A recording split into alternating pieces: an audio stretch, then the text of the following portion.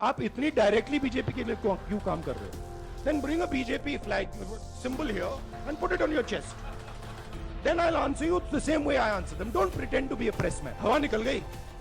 नमस्कार दोस्तों, आप देख रहे हैं सोशल न्यूज। मैं आपके साथ मोहम्मद अकरम। राहुल गांधी से लगातार एक ही सवाल पूछा जा रहा था। लगातार राहुल गांधी से पूछा जा रहा था प्रेस कॉन्फ्रेंस में कि आप ओबीसी के खिलाफ बयानबाजी कैसे कर सकते हैं। मैं आपको दोस्तों बताना चाहूँगा, राहुल गांधी की सदस्यता रद्द कर दी गई है। उन्हें वक्त मिला था कोर्ट की तरफ से 30 दिन का, ताकि वो अपनी बात रख सके, लेकिन उससे पहले ही उनकी लोकसभा की सदस्यता रद्द कर दी जाती। इसके बाद गोदी मीडिया लगातार कोशिश कर रही है कि राहुल गांधी के बयान को ये बता सके जनता के सामने कि वो कैसे, जो बयान था वो ओबीसी विरोधी था। इसी को लेकर पत्रकार लगातार एक के बाद एक राहुल गांधी की प्रेस कॉन्फ्रेंस में ये सवाल पूछते हुए नजर आए। मैं आपको आगे बताना चाहूंगा कि सुधीर चौधरी किस तरीके से राहुल गांधी को अपराधी घोषित करते हुए अपने प्रोग्राम में नजर आए। क्या सच में राहुल गांधी अब अपराधी हो गए? क्या उनको लेकर अपराधी जैसा शब्द इस्तेमाल करना सही है? सुधीर चौधरी जी सोचिएगा, यहाँ पर इस देश के अंदर पूरे रिलीजन के खिलाफ खुलेआम बयानबाजी की जाती है, लेकिन उन्हें अपराधी कोई नहीं बोल सकता।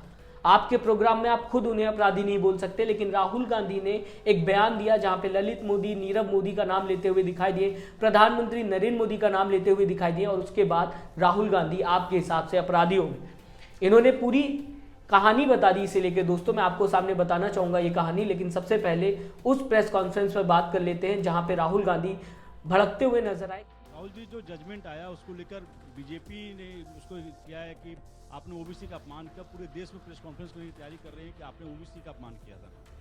भैया देखिए, पहला आपका अटेम्प्ट वहां से आया, दूसरा आपका अटेम्प्ट यहां से आया, तीसरा आपका अटेम्प्ट यहां से आया। आप इतनी डायरेक्टली बीजेपी के लिए क्यों काम कर रहे हो? थोड़ी डिस्कशन से करो यार, थोड़ा घूम घाम के पूछो। क्या देखो मुस्कुरा रहे हैं, घूम घाम। मैं आपको उदाहरण देता हूं, आप थोड़ा घूम घाम के निकाल नुकुल के बोलो। देखो ऐसे बोलो पहले, राहुल जी, हाँ तो please if you want to work for the BJP then bring a BJP flag symbol here and put it on your chest. Then I'll answer you the same way I answer them. Don't pretend to be a press man. Vikrant, Rahul ji, हवा निकल गई। अब आप सोचिएगा, सवाल ये भी हो सकता था राहुल गांधी से कि आपको 30 दिन का वक्त दिया गया है और इससे पहले ही आपकी सदस्यता रद्द कैसे हो गई? क्या इस पे सवाल नहीं हो सकता था? क्या इस पे कोई पत्रकार नहीं पूछ सकता था कि कैसे इतनी जल्दी आपकी सदस्यता रद्द की जाती है? एक तरफ फैसला आता है और दूसरे तरफ आपकी सदस्यता कुछ ही घंटों में रद्द कर दी जाती। ये भी एक सवाल था, हो सकता था, लेकिन सवाल लगातार यही पूछा जा रहा था राहुल गांधी से कि आप ओबीसी के खिलाफ कैसे बयानबाजी कर सकते हैं। इसको लेकर राहुल गांधी के वकीलों ने ये बयान दिया है। उन्होंने कहा है ये चीज़ कि राहुल गांधी का बयान किसी भी समुदाय के खिलाफ नहीं था, वो किसी भी समुदाय को ठेस नहीं पहुंचाना चाहते थे। लेकिन उसके बाद भी लगातार एक ही सवाल पूछा जा रहा है कि आप कैसे ओबीसी के खिलाफ बयानबाजी कर सकते हैं।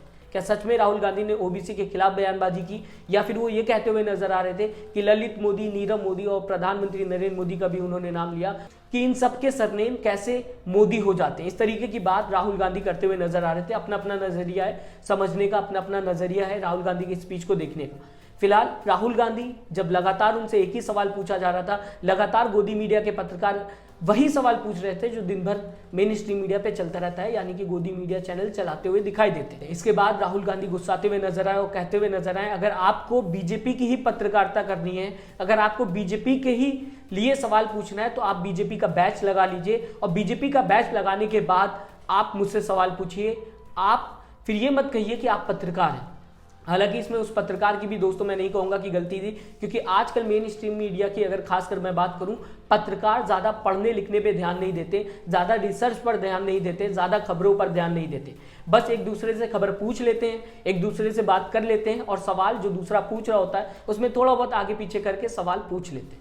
बस इतनी ही पत्रकारिता इनको आती है, इसी के लिए सैलरी लेते हैं, घूमने के लिए सैलरी लेते हैं, टीवी पे आने के लिए सैलरी लेते हैं, नाम कमाने के लिए सैलरी लेते हैं, लेकिन पत्रकारिता का मकसद ये भूल चुके हैं। इनकी भी गलती नहीं कहा जा सकता। दो लोगों ने सवाल पूछ लिया, वही तीसरा पत्रकार भी पूछता हुआ नजर आया। अगर उसने थोड़ी सी रिसर्च की होती तो ये शायद सवाल नया पूछ सकता था, कुछ नया सवाल राहुल गांधी के सामने रखा जा सकता था। जैसे कि मैंने अभी आपको बताया, ये भी सवाल हो सकता था कि राहुल गांधी की जो इतनी जल्दी सदस्यता समाप्त की गई है, क्या वो सोची समझी साजिश है?